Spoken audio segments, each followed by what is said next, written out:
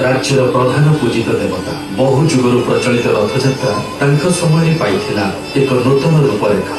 रथ निर्माण पाई कठोर रीतिनीति मानि शुभारंभ है वृक्ष चिह्नटकरण प्रक्रिया। यही कार्य दशपल्ला और रणपुर जंगलरू आरंभ है। विधान है 4 ରୁ 7ଟି प्रशाखा विशिष्ट चिह्नट वृक्षर सार्विक उच्चता होइथिबो 12 फुट।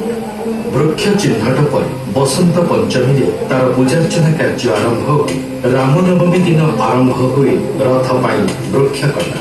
अक्षय तृतीया दिन रथ निर्माण कार्य आरंभ हो 6टी रथ निर्माण होता। कारण पुरी श्रीमंदिर ठारू श्रीगुंडीचा मंदिर यात्रा पथरे प्रवाहित होता बलगंडी नाल।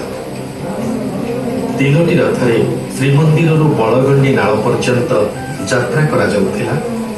नाल परे पुणी आउ 3टी रथरे यात्रा समापन हेउथिला।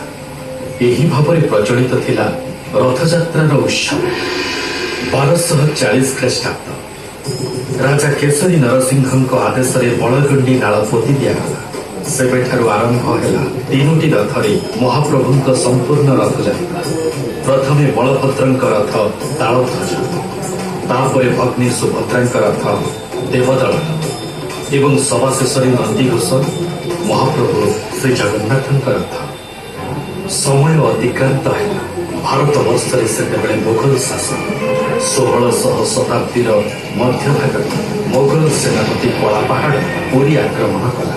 अभिनव इंद्रद्युम्न गजपति राजा रामचंद्र देव ताकू प्रतिरोध कले एवं रथयात्रार ऐतिह्य पुनः प्रतिष्ठा कले। इतिमध्यरे 100 वर्ष बीतीगला। अवशेष राजा वीरकेशरी उत्कलर सबु राजा को सम्मिलित कर रथयात्रा आयोजन करने समर्थ है। इंग्रेज अमल भी स्वमहिमार आयोजित होता रथयात्रा। देश स्वाधीन है।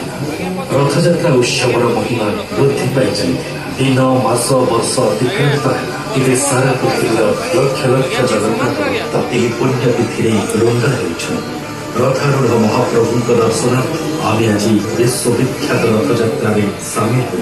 आसतु समस्ते मिसी आज यही पवित्र रथ दौड़ी को टाणी कंठरे प्रकम्पित करूँ जय जगन्नाथ जय जगन्नाथ जय जगन्नाथ।